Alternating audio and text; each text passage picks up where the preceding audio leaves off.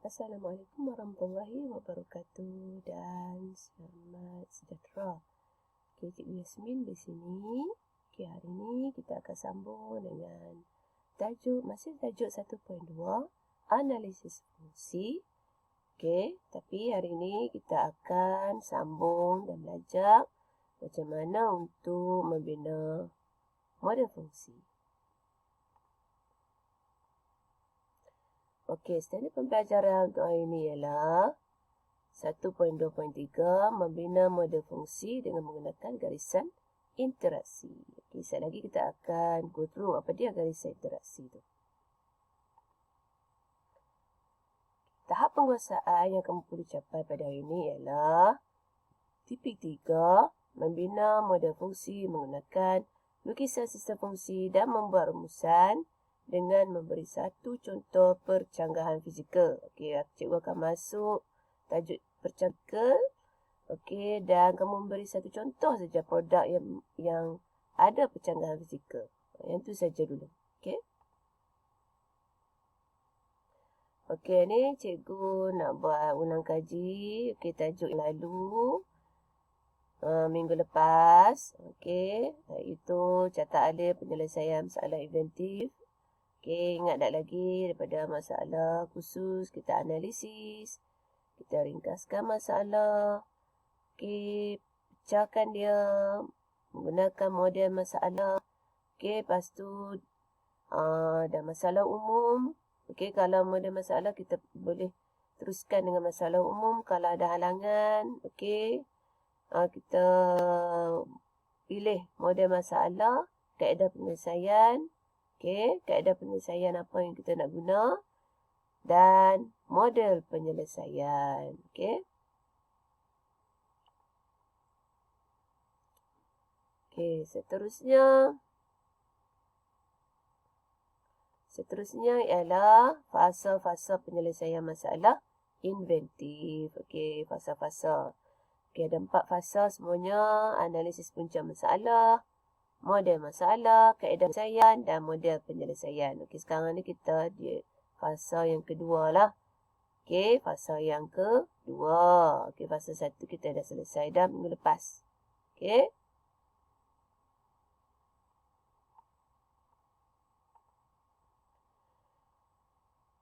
Okey, seterusnya hubungan antara produk dan objek. Okey, antara produk dan objek kita fungsi atau tidakkannya. Tidak. Okey. Ni cikgu revise balik nah. Okay, meja memegang buku. Cawan memegang air. Memegang ni maksudnya hold lah. Hold. Okey. Klip memegang kertas. Kereta mengangkut manusia. Kita tak boleh kata kereta memegang manusia. Okey. Mengangkut manusia. Okey. Setelah kita tahu, okey, kita dah faham hubungan-hubungan antara produk dan juga objek, fungsi tindakan dia, kan?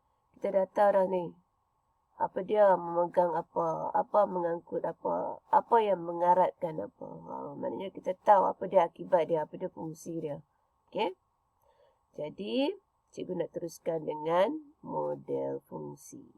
Okey, sebelum kita teruskan dengan model fungsi, nak bagi nampak lagi clear, cikgu akan bagi situasi dekat kamu. Okey, baru kamu nampak, model fungsi ni macam ni, okey? Dia daripada analisis fungsi sebenarnya yang kamu buat minggu lepas tu. Dari situ, kamu hanya masukkan garisan-garisan interaksi, maka jadilah model fungsi. Model fungsi ni dia lebih terperinci lah, lebih detail. Okey? Okey, contoh situasi di sini, kerusi yang digunakan oleh Daniel sebagai tempat untuk duduk ketika mengulang kaji dan membuat kerja sekolah bergoyang dan tidak stabil. Daniel tidak selesa kerana dia hampir terjatuh. Daniel ternampak skru yang mengikat kaki kerusi dan tiang penyandar kerusi tersebut banyak yang berkarat.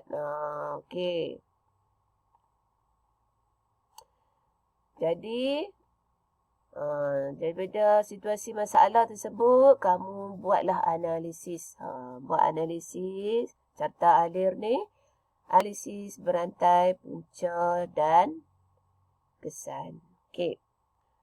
Contohnya, kerusi tidak stabil. Mengapa? Mengapa? Kamu ada dua kan? Dua masalah di sini. Muka kerusi tidak stabil, kaki kerusi tidak stabil. Maknanya muka kerusi tu apa dia? Yang kamu duduk tu dipanggil muka kerusi. Okey. Kaki kerusi tidak stabil lah. Kaki jadi tinggi rendah. Muka kerusi jadi bergoyang, sengit ke kiri ke kanan bila kamu duduk. Okey. Okey, bila dah pecahkan kepada dua masalah komponen ni, iaitu muka kerusi dan kaki kerusi, dua komponen. Jadi kamu tanya lagi soalan. Cari lagi, apa punca dia? Okey. Muka kerusi tidak stabil. Mengapa? Skru muka kerusi longgar. Kaki kerusi tidak stabil. Mengapa? Skru kaki kerusi longgar. Okey. Lepas tu bila kamu tahu, kat sini punca dia yang sama, skru. Jadi kamu gabungkan dia. Mengapa? Jadi longgar. Mengapa? Rupanya skru berkarat. Apa skru berkarat? Faktor luar, iaitu faktor super sistem dia, iaitu kelembapan. Okey. Okey, seterusnya, apa yang kamu lihat di sini ialah garisan-garisan interaksi ada 4 jenis. Setiap garisan interaksi ni dia ada fungsi dia. Okey. Garisan ni lah kamu akan lukis dalam model fungsi. Okey. Garisan interaksi yang pertama, berguna ataupun normal. Garisan dia macam ni. Nipis. Garisan yang kedua, berguna tetapi tidak mencukupi. Garisan dia putus-putus. Okey. Garisan yang tebal macam ni. Maksud dia berguna tetapi berlebihan. Okey, dia tebal. Kalau garisan yang beralun dan zigzag macam ni, memudaratkan ataupun harmful. Bermasalah. Okey. Ni 4 jenis garisan interaksi. Okey. Model fungsi juga kamu kena lukis simbol-simbol analisis fungsi ni. Simbol-simbol ni. Okey. Kalau petak bermaksud komponen. Petak juga bermaksud subsistem. Okey. Apa yang maksud dengan komponen? Kalau kata komponen, muka kerusi, penyandar kerusi, kaki kerusi, yang tu ialah komponen. Kalau subsistem, skru, rivet, rangka, apa dia lagi? Maknanya apa yang menyambung antara komponen-komponen tu dipanggil subsistem. Yang mengikat antara komponen tu dipanggil subsistem. Okey. Ada lagi satu subsistem, yang ni untuk elektrik lah. Medan, magnet, elektrik semua tu. Okey, yang ni tak ada kaitan dengan kita punya produk. Okey. Dengan kita punya produk. Okey, super system. Super system tu di luar produk, di luar komponen, di luar subsistem. Maknanya tetapi dia memberi pengaruh kepada kita punya komponen dan memberi pengaruh kepada subsistem kita dan memberi pengaruh kepada produk kita. Okey, itu dipanggil super system, iaitu faktor luar seperti suhu, udara, lantai, kelembapan, angin, habuk, graviti, hujan, panas. Okey, yang tu semua yang dipanggil super system. Okey.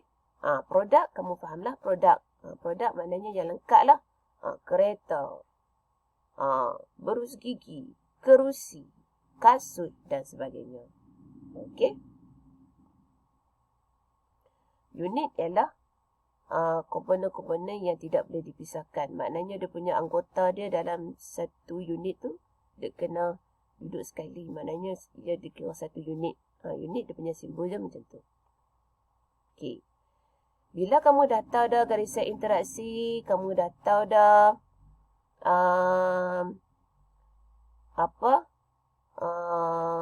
simbol-simbol komponen. Okey, kamu dah tahu dah simbol-simbol komponen. Jadi kamu pun boleh bina model fungsi. Kamu dah boleh start lakar. Okey, draft. Okey, tulis model fungsi tu. Okey, ni contoh model fungsi. Untuk kerusi tadi. Okey.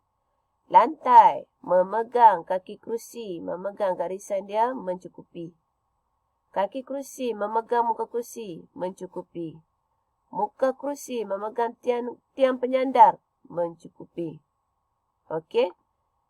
Tiang penyandar memegang penyandar mencukupi. Penyandar menahan orang mencukupi. Muka kerusi memegang orang. Muka kerusi tempat duduk kan? Mencukupi. Lapik kerusi menghias penyandar. Berlebihan. Kenapa berlebihan? Kerana kalau tak ada lapik kerusi pun, penyandar masih boleh digunakan. Dia hanya untuk menghias saja. Okey, so berlebihanlah kalau untuk hiasan. Okey, apa yang ada di sini? Tengok garisan interaksi yang ni. Keempat-empat ni. Skru memegang kaki kerusi. Okey? Tidak mencukupi. Skru memegang muka kerusi tidak mencukupi. Skru memegang tiang penyandar tidak mencukupi. Skru memegang penyandar tidak mencukupi. Kan tadi kita tengok dia longgang kan? Sebab dia berkarat. Betul tak? So kita letak garisan interaksi. Tidak mencukupi. Dia masih memegang tapi tidak mencukupi. Dia longgang. Okey, sebab tu lah kaki kerusi, muka kerusi, tiang penyandang dengan penyandang jadi tak stabil. Okey. Apa yang menyebabkan masalah skru memegang tidak mencukupi tu? Siapa yang jadi longgar macam tu? Okey, semuanya berpunca daripada lembapan yang mengaratkan skru. Jadi kita dah tahu dah, masalah dia daripada super sistem, iaitu faktor luaran dia, super sistem iaitu kelembapan udara. Okey? Okey, daripada situ kamu bolehlah buat analisis model fungsi. Mana cikgu bagi tahu hubungan-hubungan tadi tu. Ni kita jadikan dia dalam bentuk jadual dia kamu nampak. Supaya kamu nampak lebih jelas. Lantai memegang kaki kerusi, dia punya fungsi dia.